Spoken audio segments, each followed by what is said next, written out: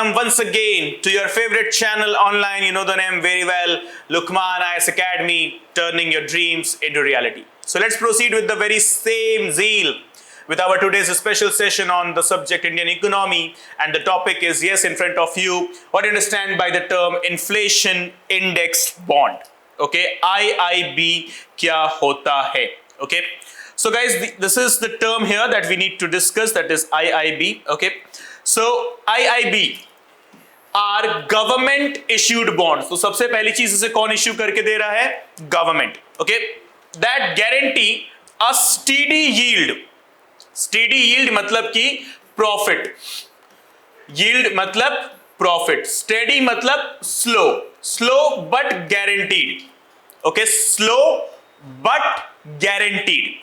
Okay, regardless of the amount of inflation in the economy. Inflation indexed bond मतलब यहां पर आपको इसमें अगर आपने जो है इन्वेस्ट किया है तो इस बॉन्ड से आपको प्रॉफिट ही मिलेगा, भले ही मार्केट में कितना भी इन्फ्लेशन क्यों ना हो, इकोनॉमी में कितना भी इन्फ्लेशन क्यों ना हो. ओके, तो inflation indexed bond a steady yield regardless of the amount of inflation in the economy, यानी कि इसका इकोनॉमी में, मार्केट में इन्फ्लेशन से कोई भी वास्ता नहीं.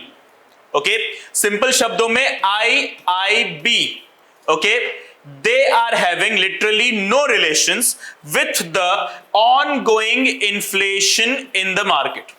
They will provide at any cost the steady yield. Okay, so IIBs are designed to provide a hedge and protect investors against macroeconomic risks in a given economy.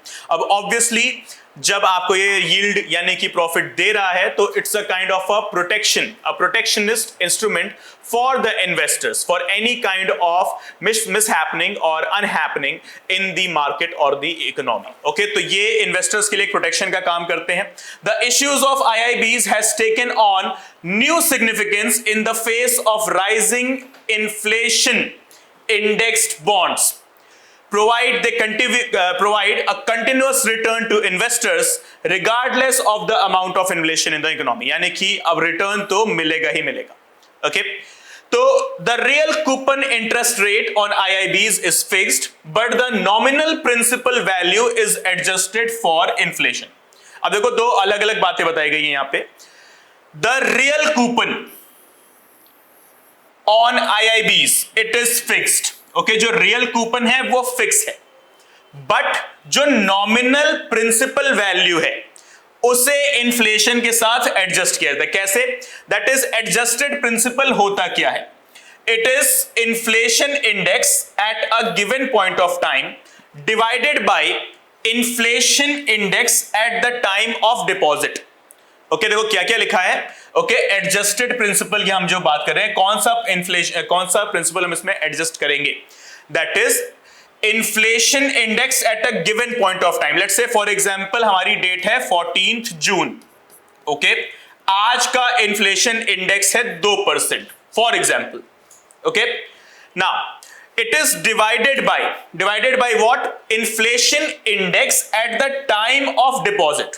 Okay, inflation index जो किसी time में deposit किया गया होगा. Let's say for example ये deposit किया हो गया होगा 14 मई को, और उस टाइम जो भी रहा होगा 1.5%, 2.5% एटसेट्रा. ओके, तो इससे इसको जो है डिवाइड करके चालू जो है डेटा निकाला जाएगा. That is known as the adjusted principal. Okay, simply this will be the adjusted principal. Okay, it will multiplied by principal amount and interest being paid is equal to the adjusted principal multiplied by the coupon rate. अगर आप इतना ज्यादा detail नहीं समझ पा रहे हैं, कोई बात नहीं, एक सिंगल पॉइंट आप यहां पर समझ सकते हैं. दैट इज कि ये आपको यील्ड तो देगा, यानी कि आपको ये प्रॉफिट तो देगा ही एट एनी कॉस्ट, बट इसमें एक छोटा सा डिफरेंस डाला गया है. दैट इज इसमें एडजस्टेड प्रिंसिपल यानी कि एडजस्टेड वैल्यू को रोका जाएगा. ओके, यानी कि इसमें एक हम कॉन्सेप्ट डालेंगे. सिंपली अगर हम इसको एक छोटे से एग्जांपल के तौर पे समझें, let's say for example I have provided you a guarantee कि अगले एक हफ्ते के अंदर मैं आपको 10 चैप्टर्स पढ़ाऊंगा इंडियन इकोनॉमी के, just for an example, okay. अब एक हफ्ते के अंदर मैं 10 चैप्टर तो पढ़ाऊंगा ही पढ़ाऊंगा, लेकिन हो सकता है उन 10 चैप्टर्स में से कुछ चीजें ऐसी हो जाएं जो कि छूट जाए, ओके, जो कि मैं क्लास के टाइम पर हो सकता है, एक ऐसा, इसको हम एग्जांपल के तौर पे रख सकते हैं, okay. I have told you कि in next 7 days, okay, in next 7 days what we will do, we will read 10 chapters, okay, and then that means we will be having at least a class of 2 hours, okay।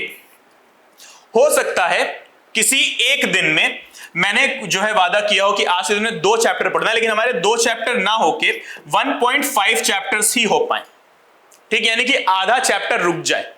तो ये आधा chapter जो है, ये मैं आपको बोलूं कि ठीक है कोई बात नहीं, इसे हम अगले दिन, ठीक है, दूसरे तीसरे दिन चौथे दिन किसी दिन एडजस्ट करके दूसरे चैप्टर के साथ पढ़ लेंगे। That is what the adjusted value is, okay. कि मैंने आपको बोला कि इतना प्रॉफिट मैं आपको दूंगा, लेकिन लेट्स से फॉर एग्जांपल इतना प्रॉफिट आपको नहीं दे पाया, तो मैंने उसमें डाल दिया क्या, एडजस्टेड वैल्यू, कि कोई बात नहीं, अभी आप इतना प्रॉफिट रख लो, अगले ट्रांजैक्शन में मैं आपको एक और सेगमेंट जो है प्रॉफिट से निकालकर इसमें एडजस्ट करा दूंगा, जो अभी कमिटेड यानी कि प्रॉमिस्ड प्रॉफिट मैं आपको जो नहीं दे पाया। That is what always is known as the adjusted value. So once again, let's see this point here. Okay, क्या लिखा जा रहा है यहां पर adjusted value के concept में? Okay, the real coupon interest rate on IIBs is fixed, firstly, but the nominal principal value is adjusted for inflation. और अब इसका क्या है कॉन्सेप्ट, adjusted principal value, देखो क्या होगा, inflation index at a given point of time divided by inflation index at the time of deposit, जब deposit किया जा रहा है, multiplied by principal amount, जो भी अमाउंट बोला गया था, 100 200 500 whatever, okay, and then interest rate being paid is always on the adjusted principal multiplied by coupon rate।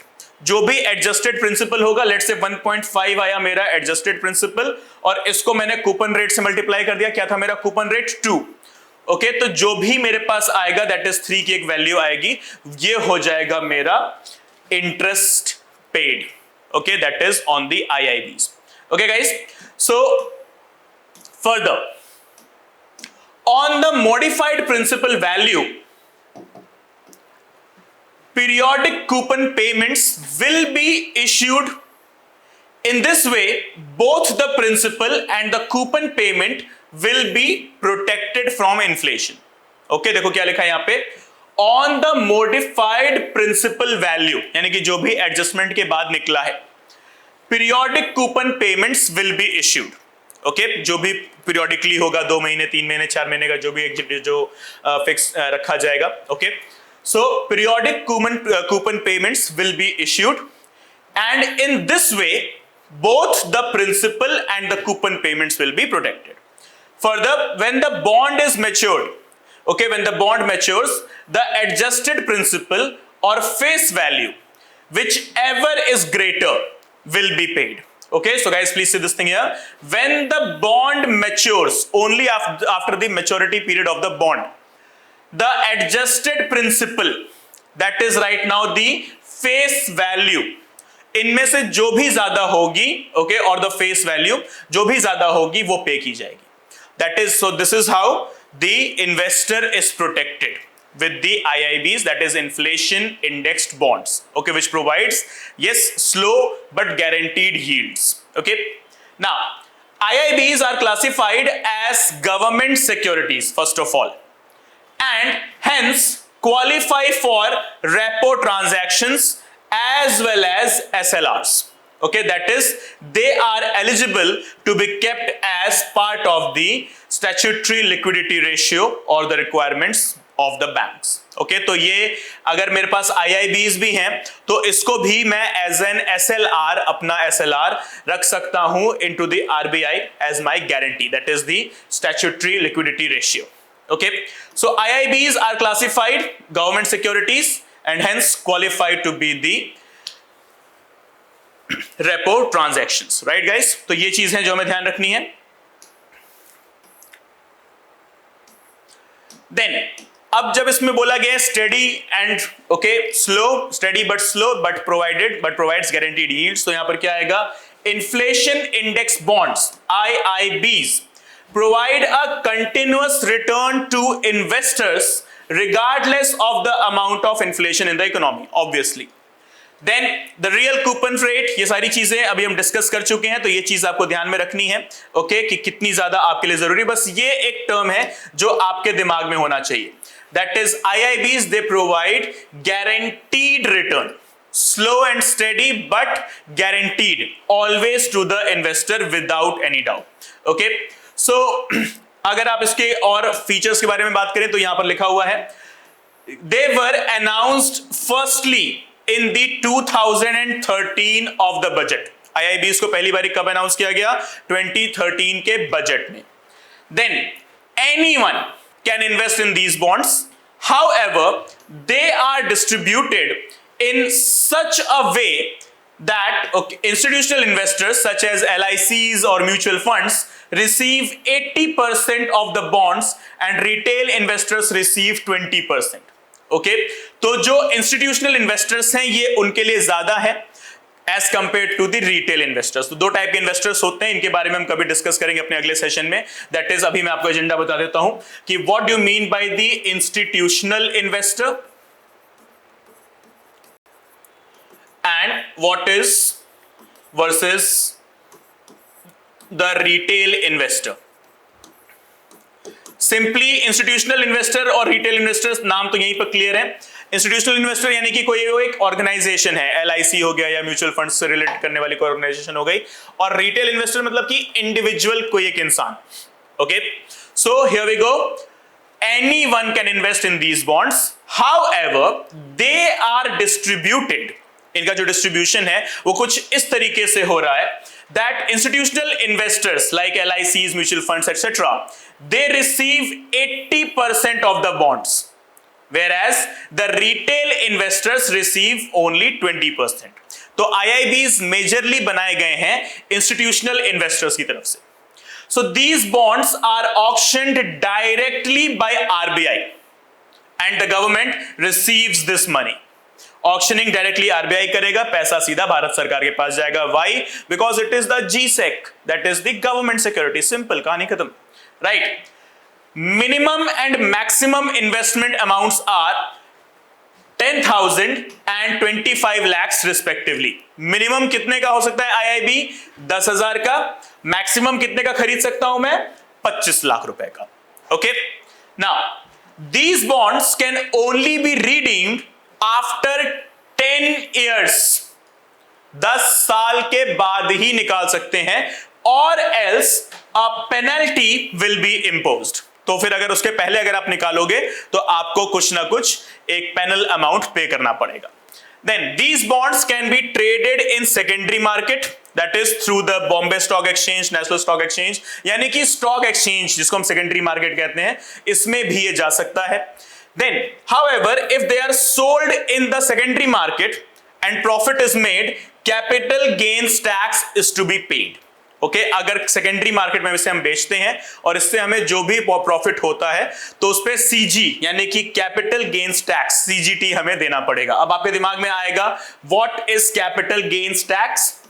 Okay, तो इसको हम लोग हमारे अगले सेशन में डिस्कस करेंगे, because it's a very interesting and very much important phenomena of the Indian economy. Okay, so guys, आपको मैं आगे का एजेंडा बता चुका हूं. Institutional investors versus retail investor, ये हम डिस्कस करेंगे. उसके अलावा एक दूसरा सेशन करेंगे जिसमें हम पढ़ेंगे what is CGT, that is capital gains tax. Okay, so अगर इसको हम सेकेंडरी मार्केट में या किसी भी स्टॉक मार्केट में बेच रहे हैं, उससे हमें जो भी फायदा होगा तो फिर हमें उसमें कैपिटल गेन्स टैक्स पे करना होगा, जो भी फायदा होगा. Okay, so the primary goal of issuing IIBs is to preserve the poor and middle classes against inflation. Another is to encourage household saves to invest in the financial assets other than gold. सिर्फ और सिर्फ gold में ही नहीं, stocks में भी खुद को लेकर आए, उसके लिए भी इसको लाया गया. So the growing CAD, current account deficit, which is being fueled by greater gold imports, is causing considerable concern.